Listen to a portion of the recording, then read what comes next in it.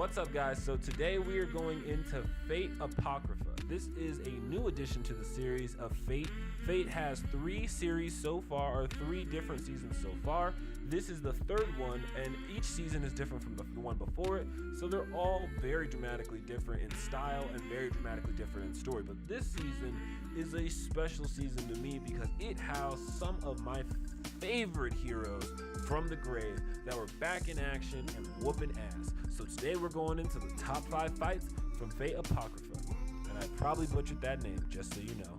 Okay, so the first fight that's making my list in the top 5 is a fight that most of y'all probably didn't even pay much attention to. It was a quick fight, but still has somehow become one of my favorite ones in the series. Now this is going to be what I call the Fior fight. Fior is a town inside of the show, as you guys who've probably seen the show already know, but it's a town that is being plagued by a random serial killer that is murdering people left and right. Well, in the process of the red team coming to learn about what's going on in the town, the black team also goes out and tries to deal with what's going on in this town at the same time. So we get a great master-servant fight with this one. Master is the mage, anybody who does the magic. Servant is the person brought back from the dead. So one of our masters is literally like Dog the Bounty Hunter dropped into this show, and I love him. He's basically a mage for hire, and he's a badass. He carries a double-barrel shotgun and doesn't take no shit from nobody. It's great. And his servant is King Arthur's daughter, who is a beast and really cannot even put into words how powerful she is, especially when she starts going real crazy with her red sword. So we've got her versus the trainer of heroes from Greek mythology. Well, while these 2 servants are at it, the masters are also getting into this fight, and although we've got the Dog the Bounty Hunter guy on one side, the guy the person he goes up against is like this girl who's been in a wheelchair up until this point. So I've never considered her an opponent. I just considered her more of a tacticianist on the team. Come to find out, her chair is on some Doc Ock shit and transforms. Each one of her arms is a Roman planet or a Roman god, and she can control them all in thought, just like Doc Ock can control his 4 arms, but they're also sentient creatures on their own, which makes them just so badass because they also cast magic. So it's like, although my legs don't work, I've got 4 additional appendages that are doing just fine. And honestly, it turns out to be a great fight. It actually ends in a stalemate, which is the one thing I didn't enjoy about it, but it was a great fight in the sense of everyone felt like they were really getting a solid chance to show what they were capable of in the fight. And I think it's the last fight that we actually see of the Doc Ock mage, whose name all of a sudden escapes me. I'll probably figure it out later and throw it in here, but I don't know what it is at the moment. So number 4 is not really even a fight, but it makes my list for the reason of I just honestly never expected much out of this character, and then he turned out to be way better than I expected, and that would be Sieg. This is definitely one of my favorite. It happened in the first half of the series. It's also teased at the very first episode. It is Sieg versus Mordred, and as you guys can see, this fight is not leaving anything on the table. I mean, both of them brought everything they could to bear in this fight, and that's one of the reasons why I loved it so much. Now, I am really upset that this is the only time we ever see them fight in the show. I wish that there was a part 2 or a second match because they definitely deserve one.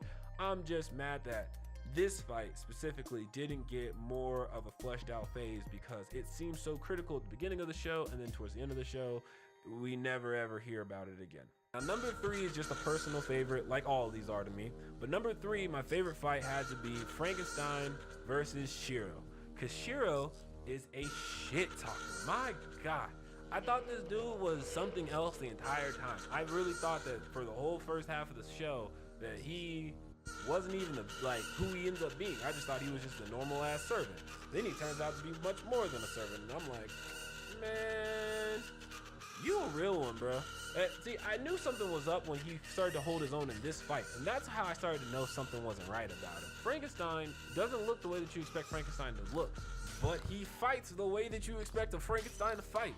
She is all energy, no chill. She's all destruction, and oh man, Blasted Tree is probably my favorite finisher of all the finishers. Blasted Tree is my favorite. One, it's my favorite because of how it looks when it detonates. Like everybody else's is kind of basic. They're very different though. I mean, everyone gets one special ability if you've never seen the show. So each servant comes back with one special ability. It's beautiful to watch. Like, I would enjoy watching that from a faraway distance as it goes off. All the other ones, they all look like beacons of the apocalypse going down. That one looks like, oh man, the world might work out. It's a tree of light, a beautiful light that then ends up being just a straight up bomb.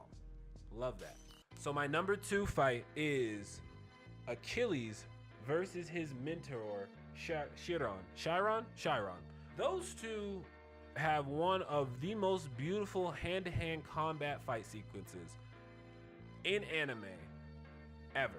First of all, after Achilles freezes time so that none of their godly powers work, then you just get to see the sheer might of how much damage these two could do without any godly abilities added on. Just straight willpower and energy, what they can do to just the surrounding space. They destroy that plane. They destroy just about everything that's in their path to get to have this fight. And it's incredible to watch, but also really terrifying.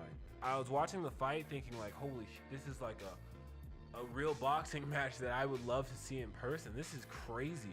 I mean, it's master versus apprentice, so those fights are always great to watch, but this fight was just particularly special because the entire show, Chiron seems like he's got this peg on his shoulder that Achilles has never learned anything from their time apart, and Achilles has shown time and time again that he's learned all kinds of things. Achilles has fought countless types of enemies of all different types of styles, and he kept learning how to better his own unique style of fighting. So it's like he knows Pancratia, he knows a little bit of boxing, he knows martial arts from all the different countries that he fought in during the time that he was alive, and he's bringing all that to the table against his master to see if, like, does your style of fighting beat everything that I've learned? And it's just great to see that back and forth of ideology, but between just their fist. There's no words really spoken through most of that fight sequence. It had to make the list, and it definitely had to go at number 2 because, good God, man, it was nice to watch. There are a lot of good fights. There are a lot of honorable mentions, including the Lancers fight, Dracula versus the other Lancer. There's definitely the Astolfo fights that are okay. There's a few, 5 or 6 different fights. Dracula versus the Squad is a pretty cool fight. There are some great honorable mentions to also be had, but are they the number 1? They are not. The number 1 goes to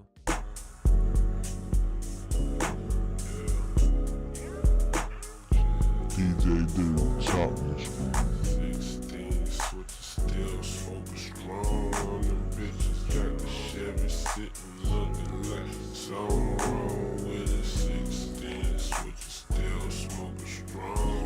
Them bitches got the Chevy sitting looking.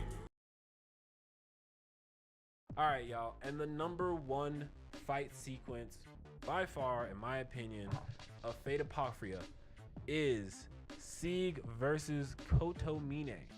This fight was the shit.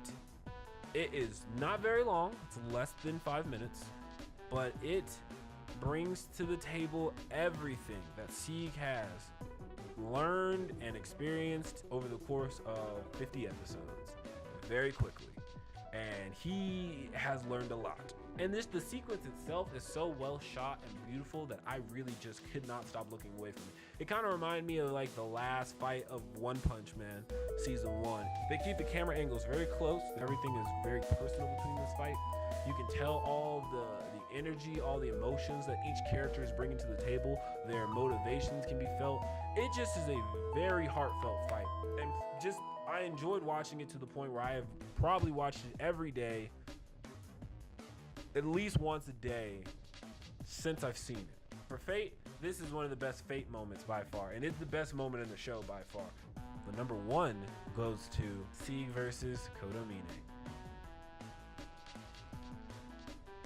Well, guys, thank you so much for watching. You guys let me know if you guys agree with my picks, if you disagree with my picks, which were your top 5 fights from the show, and let me know what they are in the comments, for that way we can discuss about it. Thank you guys so much for watching, and this is Top 5 with Biz BZAR.